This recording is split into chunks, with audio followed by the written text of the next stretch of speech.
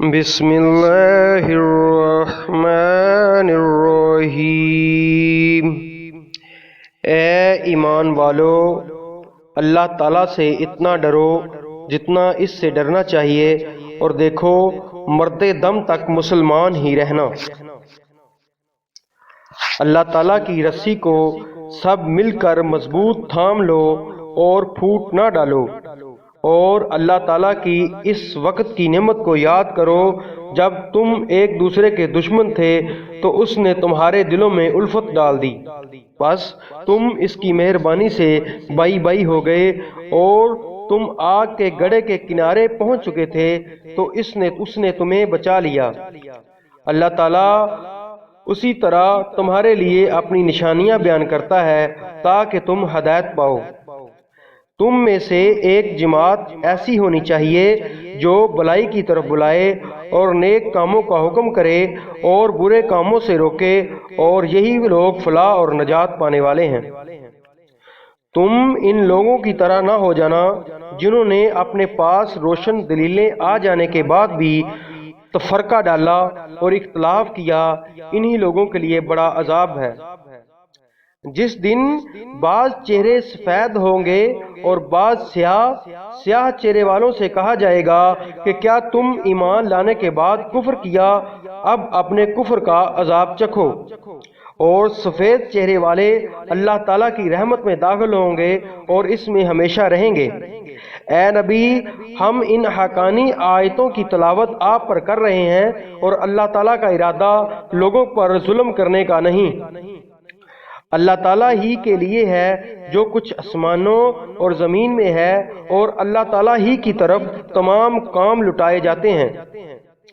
تم بہترین امت ہو جو لوگوں کے لیے پیدا کی گئی ہے کہ تم نیک باتوں کا حکم کرتے ہو اور بری باتوں سے روکتے ہو، اور اللہ تعالیٰ پر ایمان رکھتے ہو۔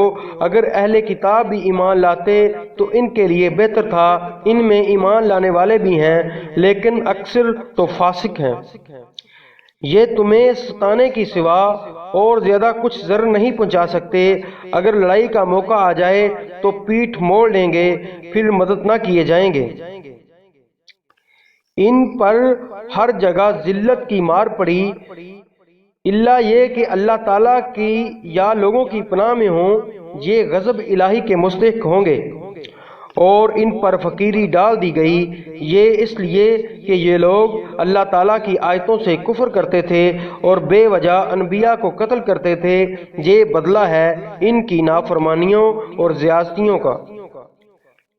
یہ سارے کے سارے یکساں نہیں، بلکہ ان اہل کتاب میں ایک جماعت حق پر قائم رہنے والی بھی ہے، جو راتوں کے وقت بھی کلام اللہ کی تلاوت کرتے ہیں اور سجدے بھی کرتے ہیں۔ یہ اللہ تعالیٰ پر اور قیامت کے دن پر ایمان بھی رکھتے ہیں، بلائیوں کا حکم کرتے ہیں اور برائیوں سے روکتے ہیں، بلائی کے کاموں میں جلدی کرتے ہیں، یہ نیک بخت لوگوں میں سے ہیں۔ یہ جو کچھ بھی بلائیاں کریں ان کی ناقدری نہ کی جائے گی، اللہ تعالیٰ پرہیزگاروں کو خوب جانتا ہے۔ کافروں کو ان کے مال اور ان کی اولاد اللہ کے ہاں کچھ کام نہ آئے گی، یہ جہنمی ہیں جو ہمیشہ اسی میں پڑے رہیں گے۔ یہ کفار جو خرچ اخراجات کریں، اس کی مثال یہ ہے کہ ایک تند ہوا چلی جس میں پالا تھا، جو ظالموں کی کھیتی پر پڑا اور اسے تہس نہس کر دیا۔ اللہ تعالیٰ نے ان پر ظلم نہیں کیا بلکہ وہ خود اپنی جانوں پر ظلم کرتے ہیں۔ اے ایمان والو، تم اپنے دلی دوست ایمان والوں کے سوا اور کسی کو نہ بناؤ۔ تم تو نہیں دیکھتے دوسرے لوگ تمہاری تباہی میں کوئی کسر اٹھا نہیں رکھتے، وہ چاہتے ہیں کہ تم دکھ میں پڑو۔ ان کی عداوت تو خود ان کی زبان سے بھی ظاہر ہو چکی ہے، اور جو ان کے سینوں میں پوشیدہ ہے وہ بہت زیادہ ہے۔ ہم نے تمہارے لیے آیتیں بیان کر دیں، اگر عقل مند ہو تو غور کرو۔ ہاں تم تو انہیں چاہتے ہو اور وہ تم سے محبت نہیں رکھتے۔ تم پوری کتاب کو مانتے ہو، وہ نہیں مانتے، پھر محبت کیسی؟ یہ تمہارے سامنے تو اپنے ایمان کا اقرار کرتے ہیں، لیکن تنہائی میں مارے غصہ کے انگلیاں چباتے ہیں کہ کہہ دو کہ اپنے غصے ہی میں مر جاؤ۔ اللہ تعالیٰ دلوں کے راز کو بخوبی جانتا ہے۔ تمہیں اگر بلائی ملے تو یہ ناخوش ہوتے ہیں، اگر برائی پہنچے تو خوش ہوتے ہیں۔ تم اگر صبر کرو اور پرہیزگاری کرو تو ان کا مکر تمہیں کچھ نقصان نہ دے گا۔ اللہ تعالیٰ نے ان کے اعمال کا احاطہ کر رکھا